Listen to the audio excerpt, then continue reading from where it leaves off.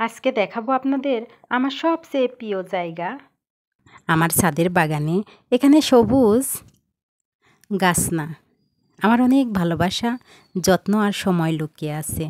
আজকে বিশেষ একটা দিন, কারণ আজ গাছগুলো আমাকে দিচ্ছে লাল লাল পাকা টমেটো।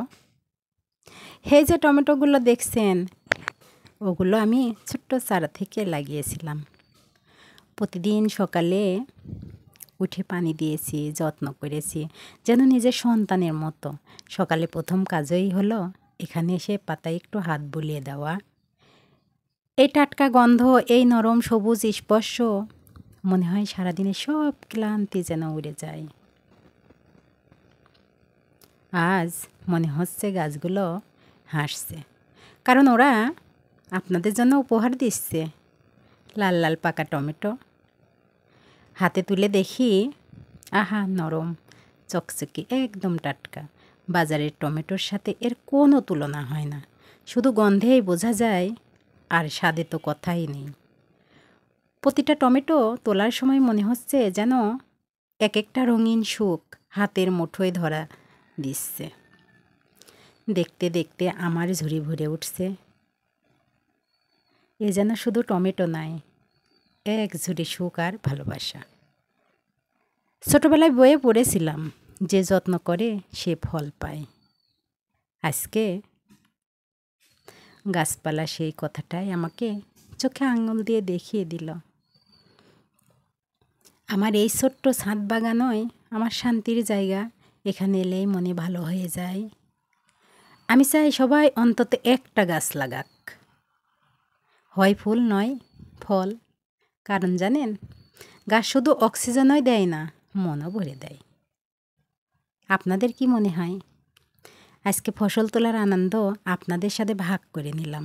লাল টমেটোর মতোই আপনাদের দিন হোক রঙিন আর সুন্দর। আবার আসবো নতুন ফসল তোলার সময়, তখনও আপনাদেরকে দেখাবো আমার এই যে পাকা টমেটো। আমার ছাদের ফলগুলো দেখেন কি সুন্দর, সবুজ আর লাল একসঙ্গে দুটো হয়ে রয়েছে। দেখতেও কিন্তু ভালো লাগে।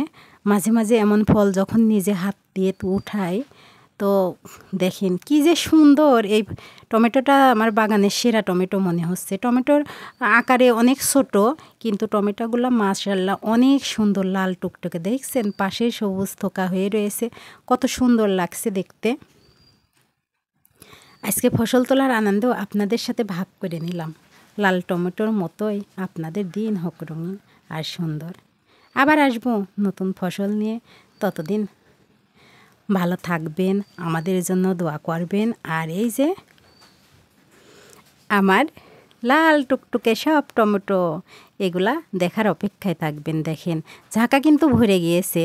দেখতে দেখতে কখন যে মনের আনন্দে ওঠাতে ওঠাতে ঝাঁকা ভরে ফেলেছি, নিজেও হয়তো জানি না। এখন দেখছি আমার ঝাঁকা পরিপূর্ণ এই যে ভরাট হয়ে গেছে। পাশে আমাদের গাছে এগুলা আতাফল বলে, তো সেগুলাই পারছি। তো সেগুলা দিয়েও এখন মানে ঝাঁকা ভরবো। এগুলা দেখেন পাড়ার সময় না পড়ে হয়ে গেছে। আর এই যে গাছে দেখেন বেগুন হয়েছে, সুন্দর না?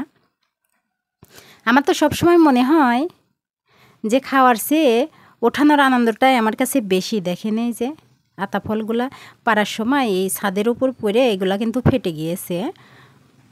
অনেক আতাফল ধরছিল আমাদের গাছে। এ দেখেন আতাফল পেরে আপনাদের ভাইয়াও কিন্তু চলে আসছে, কারণ ওঠানোর আনন্দ কিন্তু অনেক বেশি এটার খাওয়ার চেয়ে।